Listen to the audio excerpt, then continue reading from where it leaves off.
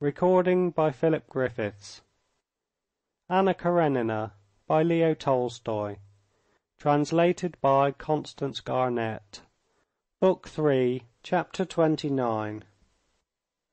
The carrying out of Levin's plan presented many difficulties, but he struggled on, doing his utmost, and attained a result which, though not what he desired, was enough to enable him, without self-deception, to believe that the attempt was worth the trouble.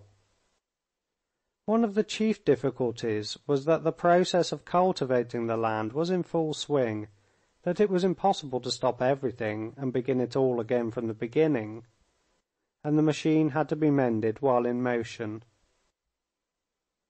When on the evening that he arrived home he informed the bailiff of his plans, the latter, with visible pleasure, agreed with what he said, so long as he was pointing out that all that had been done up to that time was stupid and useless. The bailiff said that he had said so a long while ago, but no heed had been paid him. But as for the proposal made by Levin, to take a part as shareholder with his labourers in each agricultural undertaking, at this the bailiff simply expressed a profound despondency and offered no definite opinion, but began immediately talking of the urgent necessity of carrying the remaining sheaves of rye the next day, and of sending the men out for the second ploughing, so that Levin felt that this was not the time for discussing it.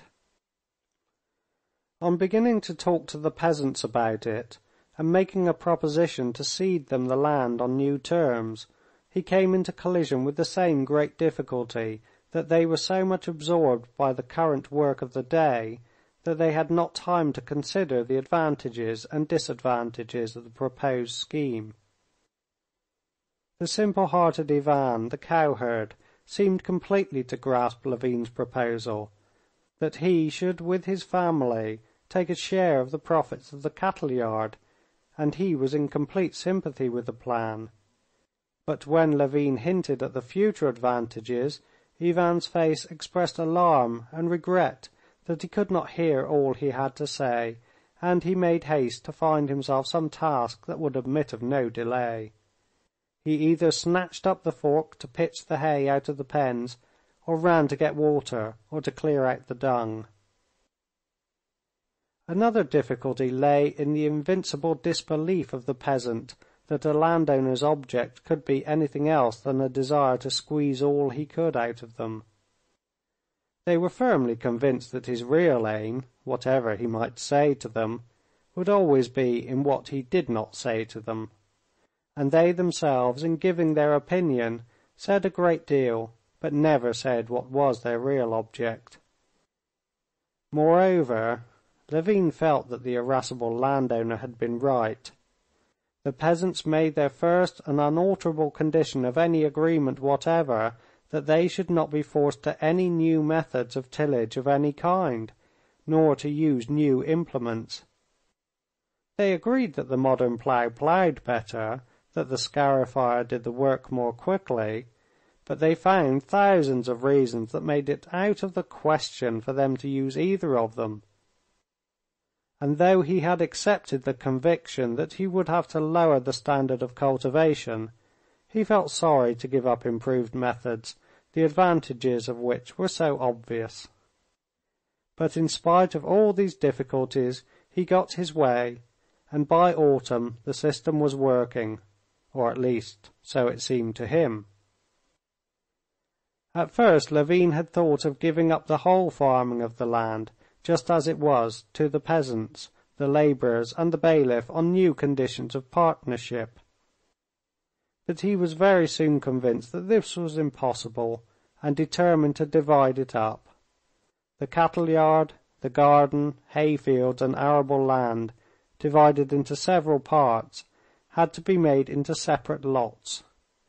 The simple-hearted cowherd, Ivan, who Levin fancied understood the matter better than any of them, collecting together a gang of workers to help him, principally of his own family, became a partner in the cattle yard.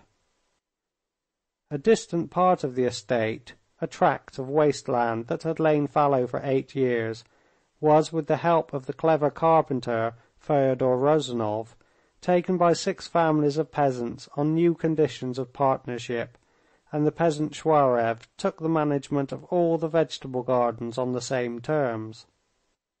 The remainder of the land was still worked on the old system, but these 3 associated partnerships were the first step to a new organization of the whole, and they completely took up Levin's time.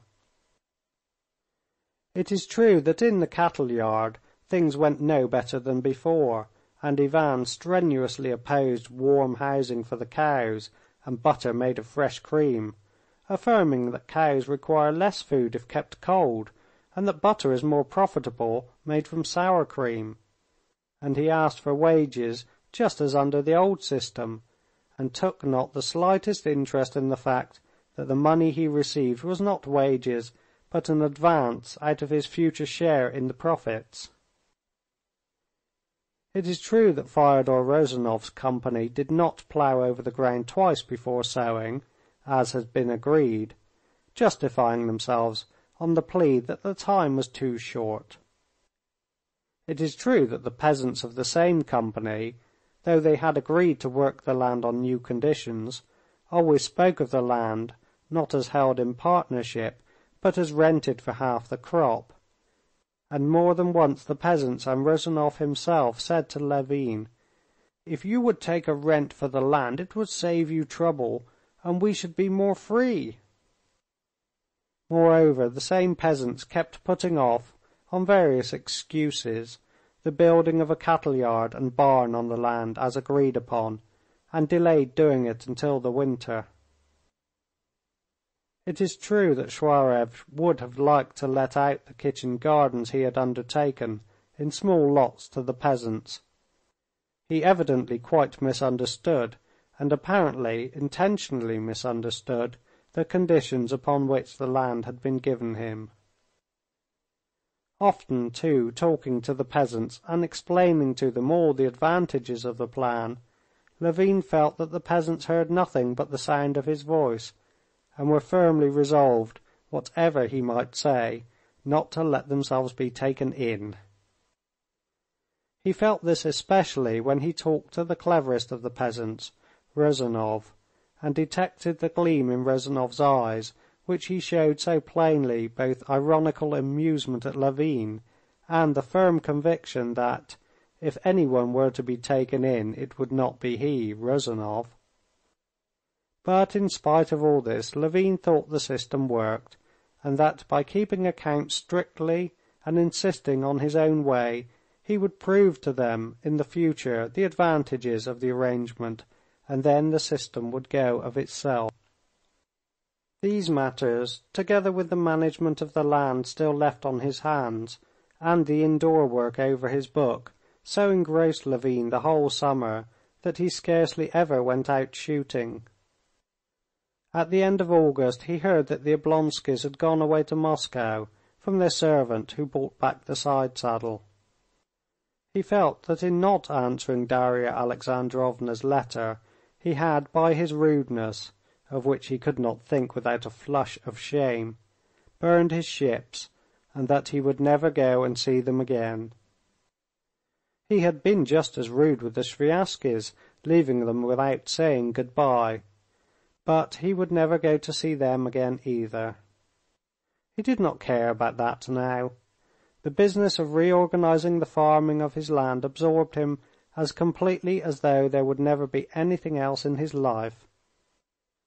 He read the books lent him by Sviazhsky, and copying out what he had not got, he read both the economic and socialistic books on the subject, but, as he had anticipated, found nothing bearing on the scheme he had undertaken.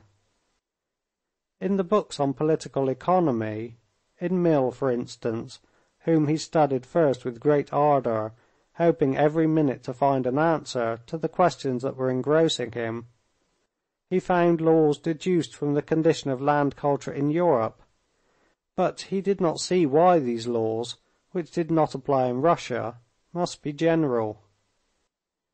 He saw just the same thing in the socialistic books. Either they were the beautiful but impractical fantasies which had fascinated him when he was a student, or they were attempts at improving, rectifying the economic position in which Europe was placed, with which the system of land tenure in Russia had nothing in common. Political economy told him that the laws by which the wealth of Europe had been developed, and was developing, were universal and unvarying. Socialism told him that development along these lines leads to ruin, and neither of them gave an answer or even a hint in reply to the question what he, Levin, and all the Russian peasants and landowners were to do with their millions of hands and millions of acres to make them as productive as possible for the common weal. Having once taken the subject up, he read conscientiously everything bearing on it, and intended in the autumn to go abroad to study land systems on the spot, in order that he might not on this question be confronted with what so often met him on various subjects. Often, just as he was beginning to understand the idea in the mind of anyone he was talking to, and was beginning to explain his own, he would suddenly be told, "But Kaufmann, but Jones, but Dubois, but Micheli, you haven't read them. They've thrashed that question out thoroughly." He saw now distinctly that Kaufmann and Micheli had nothing to tell him. He knew what he wanted. He saw that Russia has splendid land, splendid labourers, and that in certain cases, as at the peasants on the way to Sviazhsky's, the produce raised by the labourers and the land is great. In the majority of cases, when capital is applied in the European way, the produce is small, and that this simply arises from the fact that the labourers want to work and work well only in their own peculiar way, and that this antagonism is not incidental but invariable and has its roots in the national spirit. He thought that the Russian people, whose task it was to colonize and cultivate vast tracts of unoccupied land, consciously adhered, till all their land was occupied, to the methods suitable to their purpose, and that their methods were by no means so bad as was generally supposed, and he wanted to prove this theoretically in his book and practically on his land. Chapter 29